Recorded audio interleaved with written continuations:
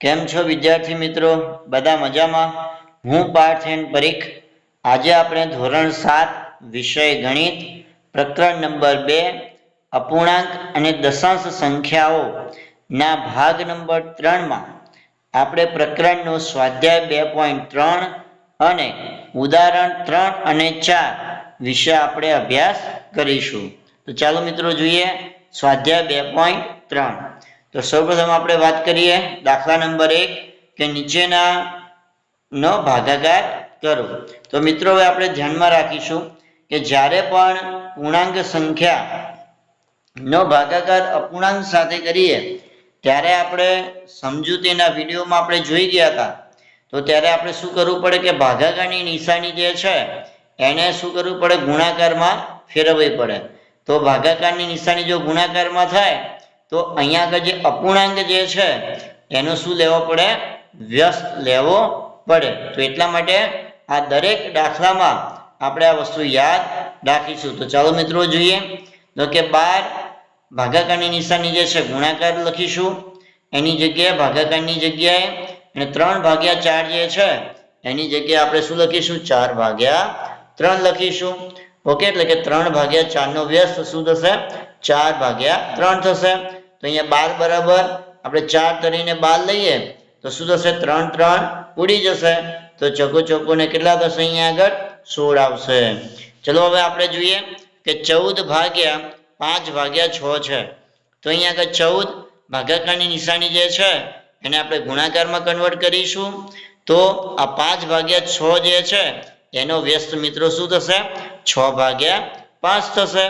એટલા માટે 14 × 84 અને /5. હવે 84/5 જે છે એ તો કેવા છે, અશુદ્ધ અપૂર્ણાંક છે. અશુદ્ધ અપૂર્ણાંક કોને કહીશું મિત્રો, કે જેનો અંશ મોટો હોય કોના કરતા, છેદ કરતા, જે આપણે આગળના વિડીયોમાં જોઈ ગયા છે. તો હવે આનું આપણે શું કરીશું, અતિ સંક્ષિપ્ત સ્વરૂપમાં ફેરવીશું. તો અહીંયા જે /5 જે છે એ /5 અને 16 × 80. તો હવે 80 ની અંદર કેટલા ઉમેરે તો 84 થાય, તો કે 4.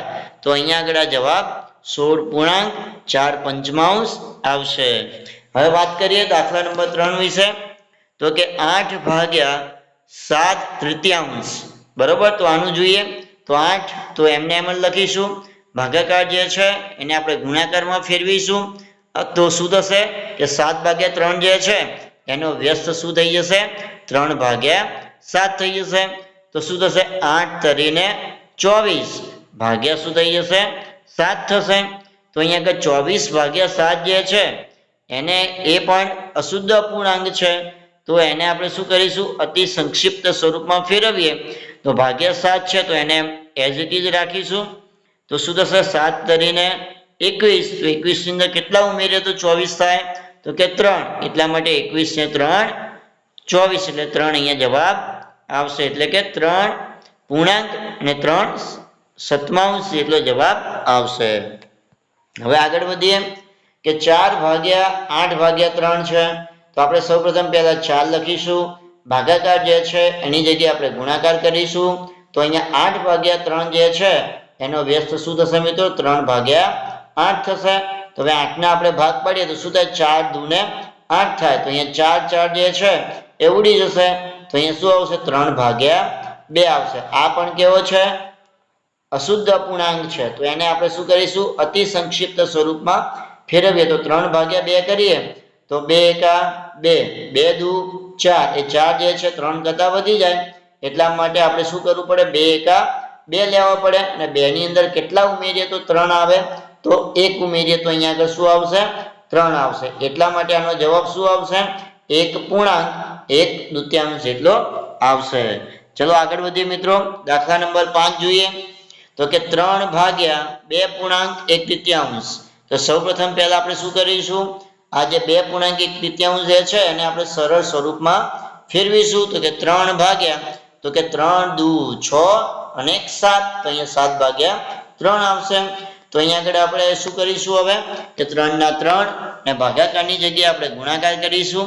તો અહીંયા 7/3 એનો વ્યસ્ત શું થઈ જશે, 3/7 થશે. તો 3 તરીને 9 9/7 આવશે. તો 9/7 જે છે એ પણ શું છે? અશુદ્ધ અપૂર્ણાંક છે. તો એને આપણે અતિ સંક્ષિપ્ત સ્વરૂપમાં ફેરવીએ તો 9 ને ભાગ્યા 7 કરીએ તો શું? 7 એકા 7, 7 દુ 14, 14 જે છે એ 9 કરતા કેવા થાય છે? વધી જાય છે. એટલા માટે આપણે 7 એકા 7 વડે લેવું પડે. તો 7 એકા 7 થાય તો 7 ની અંદર કેટલા ઉમેરીએ તો 9 થાય? તો કે 2. એટલા માટે અહીંયા જવાબ શું આવશે? 1.2 આવશે.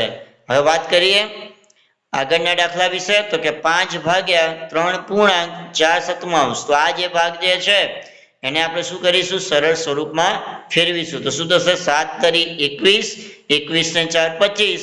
તો અહીંયા શું આવશે? 25 ભાગ્યા 7 આવશે. તો ચલો 5 ના 5 ભાગાકાર જે છે એને ગુણાકારમાં આપણે ફેરવી લઈશું. તો 25 ભાગ્યા 7 જે છે એનું વ્યસ્ત શું થશે? 7 ભાગ્યા 25 થશે.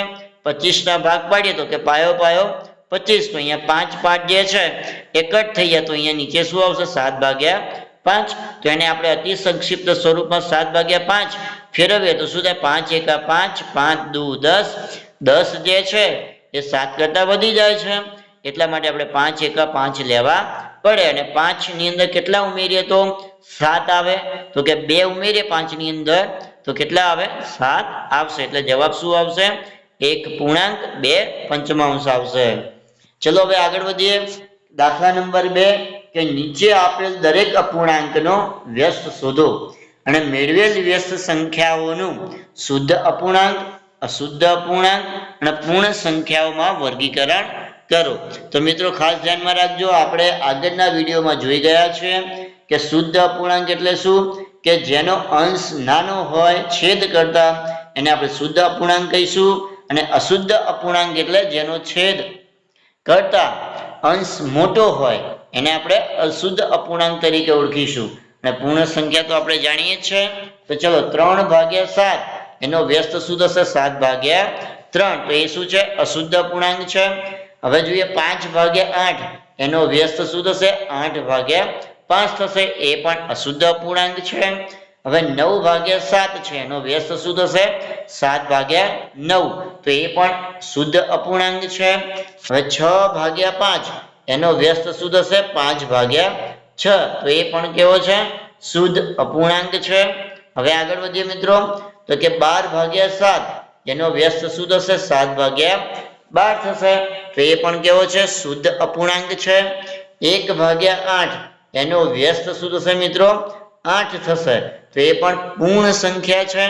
1 ભાગ્યા 11 એનો વ્યસ્ત શું થશે? 11. એ પણ શું છે? પૂર્ણ સંખ્યા છે. ચલો આગળ વધીએ કે નીચેના નો ભાગાકાર કરો. તો આપણે અહીંયા શું કરીશું? અપૂર્ણાંકનો પૂર્ણ સંખ્યા સાથે ભાગાકાર કરીશું. તો આપણે દરેક દાખલામાં આપણે યાદ રાખીશું કે જે અહીંયા પૂર્ણાંક સંખ્યા જે છે એની નીચે મિત્રો હંમેશા ધ્યાનમાં રાખવાનું કે કોઈ સંખ્યા ના હોય તો હંમેશા એક સંખ્યા તો હોય જ. ઓકે, તો એટલા માટે આપણે શું કરીશું કે જેવી રીતે આપણે આગળ કરતા હતા એવી રીતે શું થશે મિત્રો કે આપણે અહીંયા ભાગાકાર જે છે એને ગુણાકારમાં ફેરવીશું. તો સૌપ્રથમ આપણે જોઈએ કે 7 ભાગ્યા 3 અને અહીંયા આગળ શું થશે? ભાગાકારની જગ્યાએ ગુણાકારમાં ફેરવીએ તો અહીંયા 2 ભાગ્યા 1 છે. અહીંયા ભલે કશું ના હોય પણ નીચે 1 તો હોય જ. એટલા માટે 2 નો વ્યસ્ત શું થશે? 1 ભાગ્યા 2 થશે. ઓકે, તો 7 એકા 7 ને 3 દુ ને 6. તો 7 ભાગ્યા 6 આવશે. ચલો આગળ વધીએ કે 4 ભાગ્યા 9 અને ભાગ્યા 5 આપેલા છે. તો કે 4 ભાગ્યા 9 ગુણ્યા 5 નો વ્યસ્ત કેટલો થશે મિત્રો? 1 ભાગ્યા 5 થશે. એટલે 4 એકા 4 ને 9 પંજા ને કેટલા થશે? 45 થશે. ચલો વાત કરીએ 6 ભાગ્યા 13 ભાગ્યા 7. તો 6 ભાગ્યા 13 અને ભાગાકારની જગ્યાએ આપણે ગુણાકાર કરીશું. તો 7 નો વ્યસ્ત કરવો પડે. 7 નો વ્યસ્ત શું થશે મિત્રો? 1 ભાગ્યા 7 થશે. એટલા માટે 6 એકા 6 અને 13 સત્તા કેટલા થશે? 91 થશે. ચલો આગળ વધીએ મિત્રો કે 4 પૂર્ણાંક 1/3 તો ભાગ્યા 3. તો અહીંયા આગળ આપણે શું કરીશું? પહેલાને આપણે સરળ સ્વરૂપમાં ફેરવીએ તો 4 તરીને 12 ને 13. તો 13 ભાગ્યા 3. અહીંયા ભાગાકાર જે છે એની જગ્યાએ આપણે ગુણાકાર કરીશું અને 3 નો વ્યસ્ત શું થશે? 1/3 થશે. તો 13 એકા 13, 3 તરીને 9 તો આ 13 ભાગ્યા 9 જે છે એ શુદ્ધ અપૂર્ણાંક છે તો એને આપણે અતિ સંક્ષિપ્ત સ્વરૂપ શું થશે 9 એકા 9 અને 9 ની અંદર કેટલા ઉમેરીએ તો 13 થાય તો કે 4 એટલા માટે જવાબ શું આવશે 1.4/9 આવશે ચલો હવે આગળ વધીએ તો કે 3.1/2 ભાગ્યા 4 તો આપણે પહેલા આપણે સરળ સ્વરૂપમાં ફેરવીશું 3 દુ 6 અને 1 7 તો 7 ભાગ્યા 2 ને ભાગાકારની જગ્યાએ આપણે ગુણાકાર કરીશું તો 4 નો વ્યસ્ત લેવો પડે તો 4 નો વ્યસ્ત શું થશે 1/4 થશે તો 7 એકા 7 ને 2 ચોક 8 થશે ચલો વાત કરીએ અહીંયા આગળ તો કે આપણે સૌપ્રથમ પહેલા શું કરીશું 7 ચોક 28 28 ને 3 31 તો આપણે શું કર્યું આ કે મિશ્ર અપૂર્ણાંકને આપણે શું કરીએ છીએ સરળ સ્વરૂપમાં ફેરવીએ તો 31 ભાગ્યા 7 આવશે તો ગુણ્યા આ ભાગાકારની જગ્યાએ આપણે ગુણાકાર કરીશું તો 7 નો વ્યસ્ત શું થશે મિત્રો 1/7 થશે તો 31 એકા 31 ને 7 શું થશે 49 થશે ચલો હવે આગળ વધીએ મિત્રો કે નીચેનાનો ભાગાકાર કરો આમાં આપણે શું કરીશું મિત્રો કે અપૂર્ણાંકનો અપૂર્ણાંક સાથે ભાગાકાર કરીશું તો આપણે શું કરવું પડે કે ભાગાકારની જગ્યાએ આપણે ગુણાકાર કરવા પડે અને અહીંયા જે સંખ્યા જે છે એનું આપણે શું લેવું પડે વ્યસ્ત લેવું પડે તો જોઈએ મિત્રો આ દરેક દાખલા માટે આપણે યાદ રાખીશું તો જો 2/5 ભાગાકારની જગ્યાએ ગુણાકાર તો 1/2 નો વ્યસ્ત શું થશે 2 ને 2 દુ ને 4 ને ભાગ્યા 5 થશે ઓકે ચલો હવે આગળ વધીએ 4/9 ભાગ્યા 2/3 તો શું થશે અહીંયા આગળ મિત્રો તો કે 4/9 ભાગાકારની જગ્યાએ આપણે ગુણાકાર કરીશું તો અહીંયા 2/3 જે છે એનો વ્યસ્ત શું થશે 3/2 થઈ જશે તો અહીંયા શું થશે કે 4 ના આપણે અવયવ પાડીએ તો 2 ગુણ્યા 2 9 ના 3 ગુણ્યા 3 તો 2 અહીંયાથી કટ થશે અને 3 જે છે અહીંયાથી કટ થશે તો જવાબ શું આવશે 2/3 આવશે હવે આપણે વાત કરીએ કે 3/7 ભાગ્યા 8/7 તો હવે શું કરીશું આપણે 3/7 ભાગાકારની જગ્યાએ ગુણાકાર કરીશું અને 8/7 જે છે એનો વ્યસ્ત શું થશે 7/8 થશે તો અહીંયા 7 જે છે એ કટ થઈ જશે તો શું આવશે જવાબ 3/8 આવશે ચલો આગળ વધીએ મિત્રો કે અહીંયા આગળ આપણે શું કહીશું પહેલા અને મિશ્ર અપૂર્ણાંકને સરળ સ્વરૂપમાં ફેરવીએ 3 દુ 6 ને 1 7 એટલે 7/3 ભાગાકારની જગ્યાએ આપણે ગુણાકારની નિશાની કરીશું અને 3/5 ની જગ્યાએ આપણે એનો વ્યસ્ત શું લઈશું 5/3 લઈશું તો 7 × 5 = 35 3 તરીને 9 તો શુદ્ધ અપૂર્ણાંકને આપણે ફેરવીશું તો શું થશે 9 તરી 27 27 ની અંદર કેટલા ઉમેરીએ તો 35 થાય તો કે 8 એટલા માટે અહીંયા જવાબ શું આવશે 3.8 આવશે ચલો આગળ વધીએ તો આ દાખલામાં આપણે પહેલા શું કરીશું મિત્રો કે 3 દુ 6 અને 1 7 તો 7/2 તો આપણે આ શું કર્યું કે મિશ્ર અપૂર્ણાંક જે હતું એને આપણે સરળ સ્વરૂપમાં ફેરવ્યા તો ભાગાકારની જગ્યાએ જો આપણે ગુણાકાર કરીશું અહીંયા તો 8/3 જે છે એનો વ્યસ્ત શું થશે 3/8 થશે તો 7 તરીને 21 2 8 16 આને પણ આપણે શું કરીએ મિશ્ર અપૂર્ણાંકમાં ફેરવીએ તો કે 16 એકા 16 ને 16 ની અંદર કેટલા ઉમેરીએ તો 21 થાય તો કે 5 એટલા માટે જવાબ શું આવશે 1.5/16 આવશે હવે વાત કરીએ 2/5 તો એ અહીંયા લખી દઈશું ભાગાકાર પહેલા આને આપણે શું કરીશું કે મિશ્ર અપૂર્ણાંક છે અને સરળ સ્વરૂપમાં ફેરવીએ તો કે 2 એકા 2 અને એની 1 3 તો 3/2 આવશે 2/5 ને એમને એમ રાખીશું ભાગાકારની જગ્યાએ આપણે ગુણાકાર કરીશું અને 3/2 જે છે એનો વ્યસ્ત શું થશે મિત્રો 2/3 થશે તો શું થશે મિત્રો કે 2 દુ ને 4 અને 5 તરી 15 તો જવાબ શું આવશે 4/15 આવશે ચલો આગળ વધીએ મિત્રો આપણે તો કે આજે મિશ્ર અપૂર્ણાંક જે છે એને સરળ સ્વરૂપમાં ફેરવીશું 3 × 15 અને 1 16 એટલે 16/5 આવશે અહીંયા 3 એકા 3 3 ને 2 5 તો 5/3 આવશે તો હવે શું કરીશું 16/5 ભાગાકારની જગ્યાએ આપણે ગુણાકાર કરીશું અને 5/3 જે છે એનો વ્યસ્ત શું થશે 3/5 તો શું થશે 16 તરીને 48 પાયો 25 તો તો 48 ભાગ્યા 25 એને આપણે જો ફેરવીએ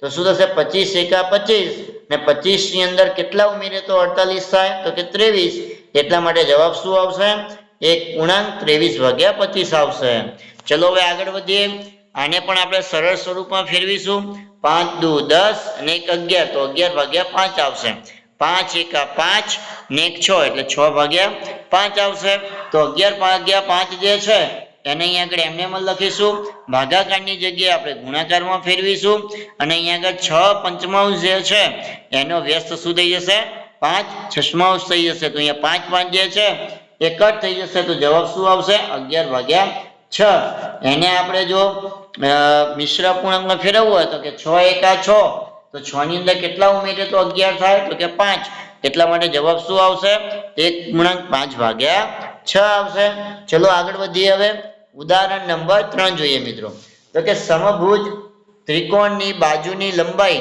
3.5 સેન્ટીમીટર છે તો તેની પરિમિતિ શોધો આપણે જાણીએ છીએ કે સમબાજુ ત્રિકોણ હોય કે સમભુજ ત્રિકોણ હોય તેની ત્રણે ત્રણ બાજુઓ એક બાજુની લંબાઈ જો 3.5 સેન્ટીમીટર હોય તો બાકીની જે બે બાજુ જે છે એની પણ લંબાઈ કેટલી હશે 3.5 સેન્ટીમીટર હશે તો સમબાજુ ત્રિકોણની પરિમિતિનું સૂત્ર શું થશે મિત્રો 3 ગુણ્યા લંબાઈ તો કે 3 લંબાઈ કેટલી આપેલી છે 3.5 એટલા માટે જવાબ શું આવશે 10.5 સેન્ટીમીટર તો અહીંયા જોઈએ કે 3.5 ગુણ્યા 3 કરીએ તો સૌપ્રથમ આપણે 5 તરીને 15 નો પાછળો અને વધી 1 હવે શું કરીશું આપણે 3 તરી 9 ને 10 તો અહીંયા 105 પણ અહીંયા આગળ પોઈન્ટમાં છે તો જો અહીંયા આગળ પોઈન્ટ પછી કેટલા અંક છે 1 એટલા માટે અહીંયા આગળ આપણે એક અંક છોડીને અહીંયા આગળ આપણે પોઈન્ટ મૂકીશું તો જવાબ કેટલા આવશે 10.5 આવશે ચલો આગળ વધીએ મિત્રો તો કે એક લંબચોરસની લંબાઈ 7.1 સેન્ટીમીટર છે અને તેની પહોળાઈ 2.5 સેન્ટીમીટર છે તો એ લંબચોરસનું ક્ષેત્રફળ શોધો તો અહીંયા લંબાઈ આપણને 7.1 સેન્ટીમીટર આપેલી છે પહોળાઈ 2.5 સેન્ટીમીટર આપેલી છે હવે લંબચોરસનું ક્ષેત્રફળનું સૂત્ર શું થાય મિત્રો કે લંબાઈ ગુણ્યા પહોળાઈ તો 7.1 ગુણ્યા 2.5 તો કેટલો જવાબ આવશે 17.75 ચોરસ સેન્ટીમીટર આવશે અહીંયા આગળ જો કે આપણે ગુણાકાર કરેલ છે તમારે જો ડાયરેક્ટ 71 ગુણ્યા 25 કરો તો જવાબ કેટલો આવશે મિત્રો 1775 આવશે પણ અહીંયા તમે ગુણાકારમાં જોઈ શકો છો કે અહીંયા પોઈન્ટ પછી એક અંક છે અહીંયા પણ પોઈન્ટ પછી એક અંક છે એટલે આ બંનેનો સરવાળો થશે એટલે ટોટલ 2 પોઈન્ટ થશે તો અહીંયા આગળ 2 પોઈન્ટ આપણે શું કરીશું છોડીને એટલે 17.75 જવાબ આવશે ઓકે મિત્રો થેન્ક યુ